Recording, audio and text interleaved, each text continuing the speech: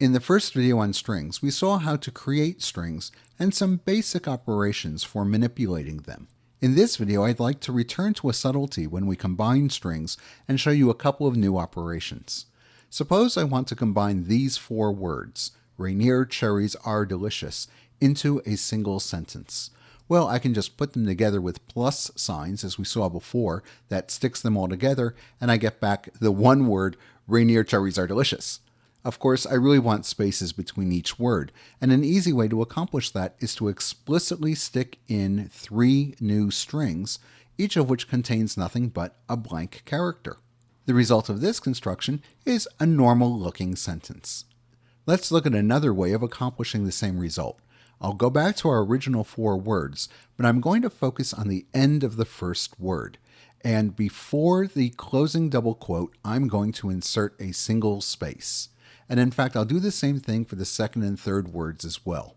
Now, when I put these four words together, the spaces are built into each word. So when I assemble them together, I get back the sentence I was after.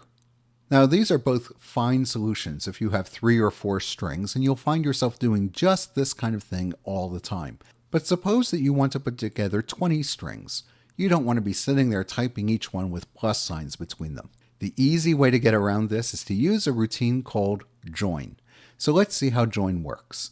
In this line, you can see I'm creating an array of strings. I begin with the type string with a capital S, followed by 2 brackets. That tells processing I'm creating an array. The name of the array is list, and I'm initializing it with these 4 strings. Remember, our shortcut for initializing an array means just list the elements of the array between curly braces, and that works just as well with strings. So this line creates an array of these 4 strings. Now I can tell processing to make a single new string that joins these all together by calling join. Join takes 2 arguments. The first argument is the list of strings. This has to be an array of strings. The second argument is a string that you want to use as glue between each pair. The result of this call is a new string that has a space between each element because the second argument to join was a space. But you can put anything you want in that second argument. So for example, we could say underscore and underscore. The result is the 4 words put together, but with underscore and underscore stuck between them. And here I'm drawing them in different colors just so that they're easier to see. You can put anything you want in that second argument. How about an ampersand surrounded by blanks? No trouble? This is the result. So this is a nice way to combine all of the elements of an array of strings. Suppose you'd like to go the other way. You want to take a single string, like one of these results, and break it up into an array of words, like at the top. Split is the routine that does that.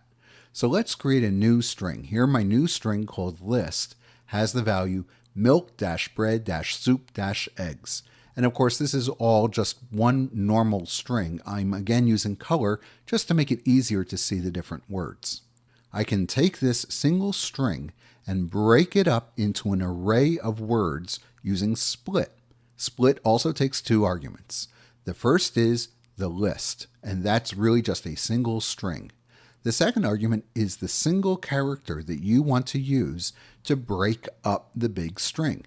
You'll get back an array of words. In this case, the array you would get back is just the same as if you had typed this line. The variable items will be an array of strings. And because we're splitting on the dash, and the dash is between each word, we get back the 4 separate words.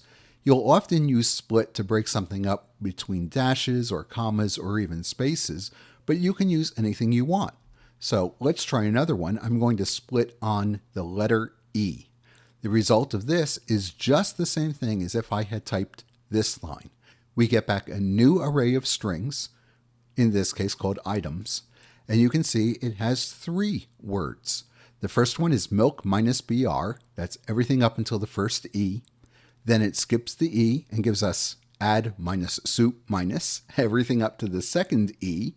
And then finally we get everything after the second E, which is just GGS.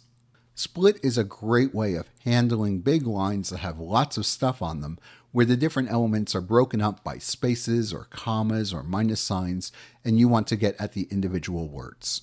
In both of these examples, I used a character for the second argument, but you can use an entire string in that second argument, if that better fits the way you want to split up the lines.